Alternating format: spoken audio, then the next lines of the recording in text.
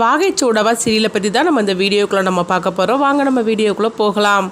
மீனாட்சி அவங்க அப்பத்தாக்கு ஒரு கண்டிஷன் போடுறாங்க. நகையெல்லாம் வைக்கணும்னா அதாவது உங்கள் பேரில் தான் வைக்கணும். அது மட்டும் இல்லாமல் அந்த நகைக்கு நீங்கள் தான் பொறுப்பு.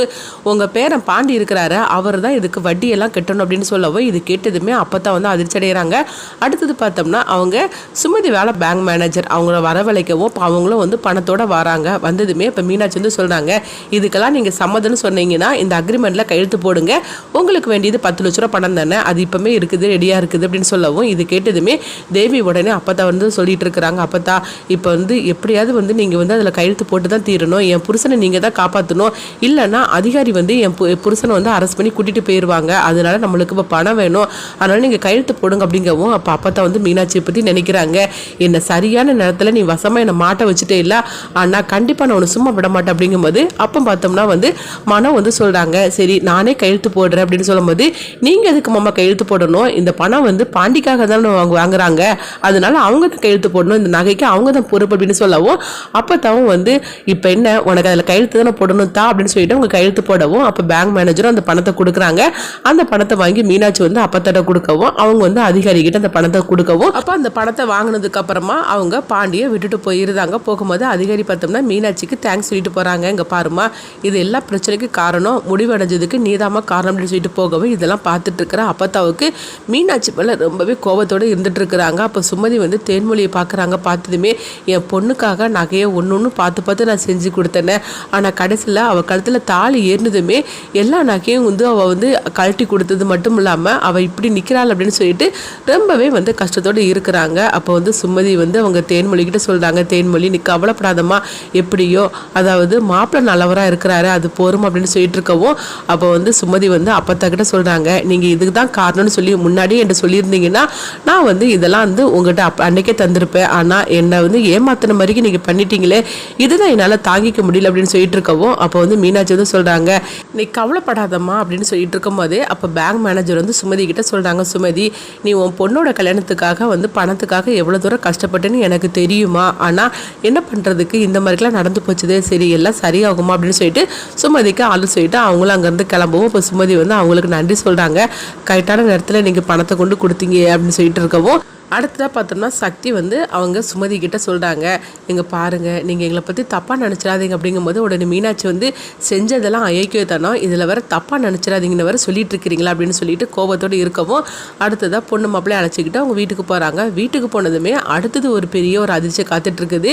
வீடை நாங்கள் ஜப்தி பண்ணுறோன்னு சொல்லவும் இது கிட்டதுமே என்னாச்சு அப்படின்னு சொல்லி கேட்டுட்டு இருக்கும்போதே அப்போ பாண்டிக்கு பிஸ்னஸ் பண்ணுறதுக்காக அப்போ தான் பணம் வாங்கி கொடுத்துருக்குறாங்க. அந்த பணத்தை அவங்க சரியாக கட்டாதனால வீடு ஜப்திக்கு வந்துருது. இதை கேட்டதுமே அவங்களுக்கு சுமதிக்கு அடுத்ததாக அதிர்ச்சி இருக்கவும் இப்போ என்ன பண்ணுறதுக்குன்னு தெரியலையே அப்படின்னு சொல்லிட்டு இருக்கும்போது அடுத்ததாக இப்போ அப்போ சொல்லிட்டு இருக்கிறாங்க, என்னங்க எதுவும் சொல்லாமல் இந்த மாதிரி பண்ணிட்டீங்க அப்படிங்கும்போது நாங்கள் ஏற்கனவே நாங்கள் சொல்ல தான் செஞ்சோம், ஆனால் நீங்கள் தான் அது காது கொடுத்து கூட கேட்கல, இப்போ உங்கள் 3 பேரனுங்களே கையெழுத்து போட சொல்லுங்கள் அப்படிங்கும்போது அப்போ 2 பேரும் இங்கே இருக்கிறாங்க. 3வது பேரன் யாருன்னு சொல்லிட்டு இருக்கும்போது ஜீவா வராங்க. ஜீவா பார்த்ததுமே மீனா அப்படியே மீனாட்சி அதிர்ச்சியோடு இருக்கிறாங்க. இவன் தான் 3வது பேரன் அப்படிங்கவும் ஆக மொத்தத்தில் அந்த குடும்பத்தில் யாருமே சரி கிடையாத மாமாவை தவிர அப்படின்னு சொல்லிட்டு இருக்கும்போது அப்போ கையெழுத்து போட்டு கொடுத்ததுமே அந்த அதிகாரி அங்கேருந்து கிளம்பி போகிறாங்க. உடனே அவங்க தேவி சொல்லிட்டு இருக்கிறாங்க, என்ன அம்மாச்சி நம்ம இப்போ எங்கே போகிறதுக்கு வீடே இல்லாமல் நம்ம நடுத்தருவில் நின்றுட்டு இருக்கோம் அப்படிங்கும்போது எல்லாம் இவ வந்த ராசி தான் அப்படின்னு சொல்லிட்டு அப்போதான் சொல்லவும் உடனே சுமதி அழுறாங்க, என் பொண்ணை பற்றி இப்படி எதுவும் பேசாதீங்க, அவளை பற்றி தப்பாக பேசாதீங்க அப்படின்னு சொல்லிட்டு இருக்கும்போது அப்போ மனவும் சொல்லிட்டு இருக்கிறாங்க, என்ன அப்போதான் நீங்கள் வந்தது வராதமா இப்படி தேன்மொழியை பற்றி இந்த மாதிரி பேசிட்டு இருக்கிறீங்க அப்படிங்கும்போது நான் சொன்னதில் என்னடா தப்பு ஒண்டி கிடக்குது, நான் சொல்றது உண்மை தானே, பாரு வந்தது வராதமா நம்மளை நடுத்தரில் கூட நிறுத்திட்டாள் அப்படிங்கும்போது இப்போ மீனாட்சி சொல்றாங்க, அங்கே பாருங்க உங்க பேரை உள்ள போறது தடுத்து நிறுத்தினது எங்க அக்கா தேன்மொழி தான், அதனால அவளை இந்த மாதிரிக்கு நீங்க ஒரு வார்த்தை நீங்க தப்பா சொன்னீங்கன்னா அதுக்கப்புறம் நான் சும்மா விட மாட்டேன் அப்படின்னு சொல்லிட்டு இருக்கவும் நீங்க இந்த மாதிரிக்கு பணத்தை வாங்கிட்டு ஒழுங்கா கெட்டலன்னா அப்ப இப்படிதான் போகும், இது உங்களுடைய தப்பு, அதுக்காக நீங்க செஞ்ச தப்புக்கு மொத்த பள்ளியும் எங்க அக்கா மேல தூக்கி போட்டுட்டு இருப்பீங்களா அப்படின்னு சொல்லிட்டு இருக்கும்போது அப்ப மனவோட அப்பா சொல்லிட்டு இருக்கிறாங்க, இப்ப பேசிட்டே இருக்கிறதுல எந்த பிரச்சனையும் கிடையாது, இப்ப நம்ம என்ன பண்ணுறதுக்கு எங்கே போகிறதுக்குன்னு ஒன்றுமே புரிய மாட்டேக்கு அப்படின்னு சொல்லிட்டு இருக்கவோ அப்போ சுமதி சொல்கிறாங்க, சரி நீங்கள் எல்லோரும் என் வீட்டுக்கு வாங்க அப்படின்னு சொல்லும்போது என்னது உன் வீட்டுக்கு நாங்கள் வர்றதாவது அப்படின்னு அப்போ தான் சொல்லவோ இங்கே பாருங்கம்மா இப்போ நீங்கள் எங்கே போவீங்க, அதனால் நான் சொல்கிறது கேளுங்க, என் வீட்டுக்கு வாங்க அப்படிங்கும்போது உன் வீட்டில் ஒரு பச்சை தண்ணி கூட நான் குடிக்க மாட்டேன் அப்படிங்கவும் அப்போ அப்போ தான் பார்த்தோம்னா அவங்க பாண்டியும் மனவும் கூப்பிடவும் 2 பேரும் வராங்க, டே அதாவது ஒரு வீடு உடனே வாடகைக்கு பாருங்க அப்படின்னு சொல்லிட்டு இருக்கவும் அடுத்ததாக பார்த்தோம்னா அவங்க வாடகைக்கு ஒரு வீட்டுக்கு போகிறாங்க. இதை பார்த்ததுமே இவங்களுக்கு என்ன பண்ணுதுன்னே தெரியல. இங்கே பார்க்கும்போது மீனாட்சி வந்து ஜீவாவை பார்க்குறாங்க.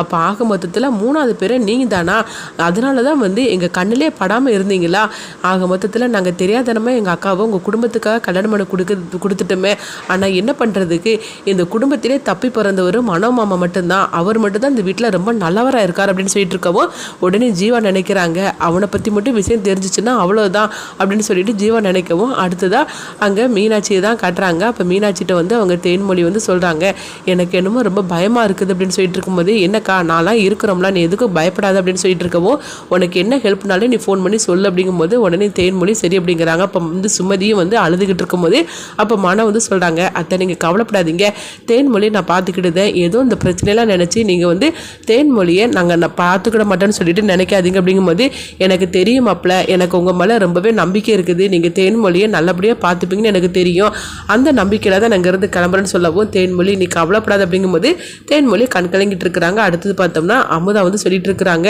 இந்த வீடே சரியில்லை, நம்ம தெரியாதனமாக நம்ம பொண்ணை கல்யாணம் பண்ணி கொடுத்துட்டோமோ சொல்லிட்டு இருக்கு. அடுத்தது அவங்க எல்லாருமே கிளம்பி போகிறாங்க. அடுத்தது அங்கே மீனாட்சி தான் காட்டுறாங்க. அப்போ மீனாட்சி வந்து மனசே சரியில்லை நம்ம கோயிலுக்காவது போயிட்டு வரலான்னு சொல்லிட்டு அவங்க கோயிலுக்கு போகவும் இங்கே பார்த்தோம்னா அகிலாவை தான் காட்டுறாங்க. அகிலா தன்னுடைய குழந்தைய அழைச்சிக்கிட்டு அவங்களும் கோயிலில் வந்து உட்காந்துருக்குறாங்க. அப்போ இப்போ என்ன பண்ணுறதுக்கு தெரியல, நம்மளுக்கு இருந்த ஒரே நம்பிக்கை மனோ மட்டும்தான், இப்போ அவருக்கு கல்யாணம் முடிஞ்சு போயிட்டாரு, இப்போ நம்ம என்ன பண்ணுறதுக்கு தெரியலன்னு சொல்லிட்டு அகிலா அழுதுகிட்டே இருக்கவும் அங்கே மீனாட்சி வராங்க. மீனாட்சி வந்ததுமே அவங்க அகிலாவை பார்க்குறாங்க. இவங்க தானே நம்ம வந்து மண்டபத்துக்கு வந்தாங்க, ஆமாம் ஜீவா எதுக்காக இவங்களை தரன்னு இழுத்துட்டு போனா என்னன்னு சொல்லி கேட்கலாம் அப்படின்னு சொல்லிட்டு மீனாட்சி வந்து அகிலா கிட்ட வந்து கேட்குறாங்க.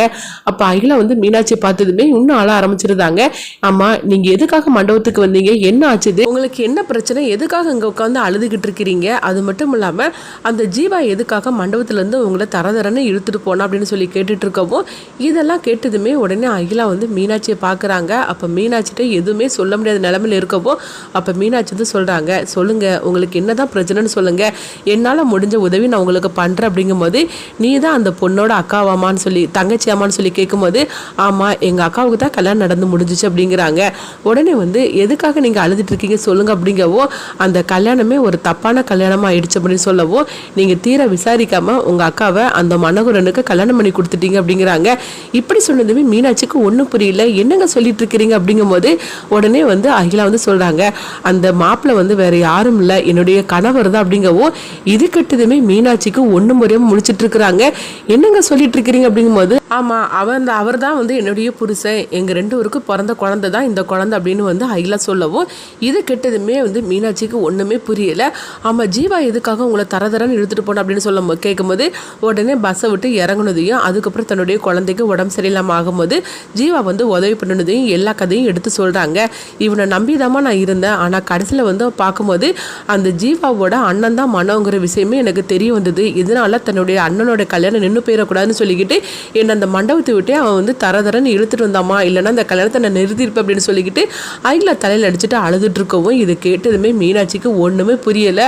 ஐயோ நம்ம பெரிய தப்பு பண்ணிட்டோம் போலுக்க, அந்த குடும்பத்திலேயே மனமாமா மட்டும் தான் நல்லவர்னு சொல்லி நினச்சிட்டு இருந்தோம், கடைசியில் எல்லாருக்கு மேலே அயோக்கியனா அவர் இருக்கிறாரு, இப்போ இந்த விஷயம் மட்டும் அம்மாவுக்கு தெரிஞ்சிச்சுன்னா அவ்வளோதான் அவங்க கதையே முடிஞ்சு போயிடும், இப்போ என்ன பண்ணுறதுக்கு தெரியலையே, தேன்மொழி அக்காவோட நம்ம வாழ்க்கையை நம்மளே நாசம் பண்ணிட்டோமே அப்படின்னு சொல்லிக்கிட்டு மீனாட்சி வந்து அடுத்தது கதறி அழ ஆரம்பிச்சிருந்தாங்க. அடுத்ததான் இந்த பிரச்சனையெல்லாம் வந்து எப்படி முடிய போகுது, அது மட்டும் இல்லாமல் அகிலா சொல்கிறது உண்மையா இல்லைனா வந்து மனம் சொல்கிறது உண்மையானே ஒன்று சரியாக தெரிய வரல. இது எல்லாத்தையும் மீனாட்சியும் ஜீவாவும் அடுத்தது கண்டுபிடிப்பாங்களா, அடுத்தது என்ன நடக்க போகுதுன்னு சொல்லி பார்க்கலாம்.